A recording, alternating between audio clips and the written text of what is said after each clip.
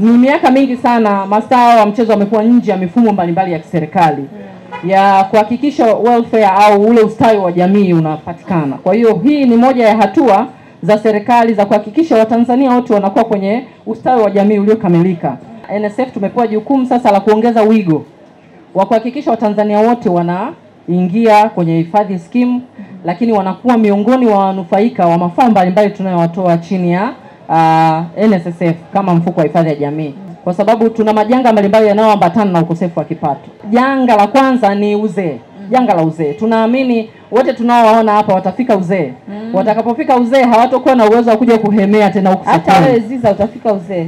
Wote ni wazee baadaye. Bahati nzuri wewe kija unacheka kwa furaha kwa sababu tayari uko covered. Tayari umeshakuwa ni mnufaika wa hifadhi ya jamii. Kabisa. Kwa hiyo tunaenda kwa wenzetu ambao bado walikuwa hawapo kwenye hifadhi ya jamii.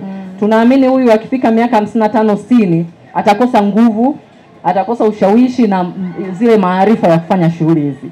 Kwa hiyo tunasema wa kwanza wa kumkinga ni yeye dhidi ya janga la uzee.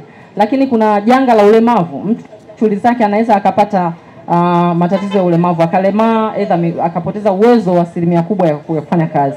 Kwa hiyo tunataka awepo kwenye mfuko ili tuweze kujumuika naye na yeye aweze kuwa ni mnufaika pale ambako anapata hilo janga.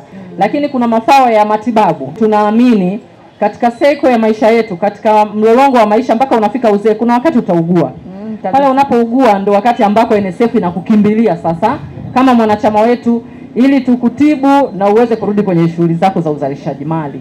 Lakini kuna mafao ya msaada wa mazishi, tutamzika mwanachama wetu pale ambako anafariki, na pia sasa tutawalipa mafao ya urithi wategemezi wake ambao tutawajumuisha kwenye uchangiaji wake na wanachama. Na walengwa wa skimu hii ni wajasiriamali wote wanaofanya shughuli za ujasiriamali wakiwemo kwenye sekta ya kilimo, sekta ya uvuvi, ufugaji, wafanyabiashara ndogo ndogo, mamalishe, babalishe, wenzetu wa usafirishaji, bodaboda, bajaji, lakini na wale wachimbaji wadogo wa madini. Sifa ya kwanza ya kujiunga awe Mtanzania kuanzia miaka 15 na kuendelea, lakini awe ni anayejishughulisha na shughuli zinazompatia kipato.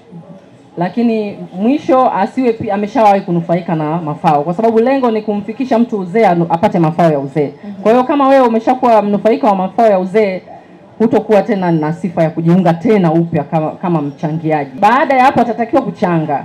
Hii ni skimu ya uchangiaji. Ndio. Kwa hiyo kima cha chini cha uchangiaji ni 30,000 kwa mtu mmoja peke yake, kama anataka kukaa yeye peke yake na mafao yote tuliyoyataja. Lakini kama atataka kunufaika na familia yake, basi atachanga tu 52,200.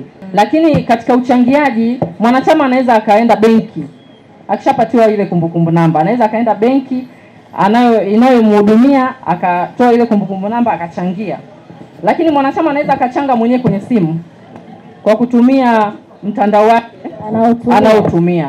Lakini mwanachama anaweza akaenda kwa wakala mbalimbali wa kibenki, anaweza akachanga. Na vile vile tumemrahisishia mwanachama kwenye kujiandikisha. Tupo kidijitali. Sasa hivi tuna namba yetu maarufu ya USSD tunaita arafa ya *152*00 reli. Pale ukiingia namba 3 ajira na utambuzi, namba 6 utaiona NSSF pale imejaa tele, na utachagua sasa huduma unayoitaka. Kuna kujisajili, kuna kuomba kumbukumbu namba kwa ajili ya kuchangia, kuna kuomba michango kwa maana ya kufungua madai, lakini na kutoa salio kama unataka kuona umechangia kiasi gani.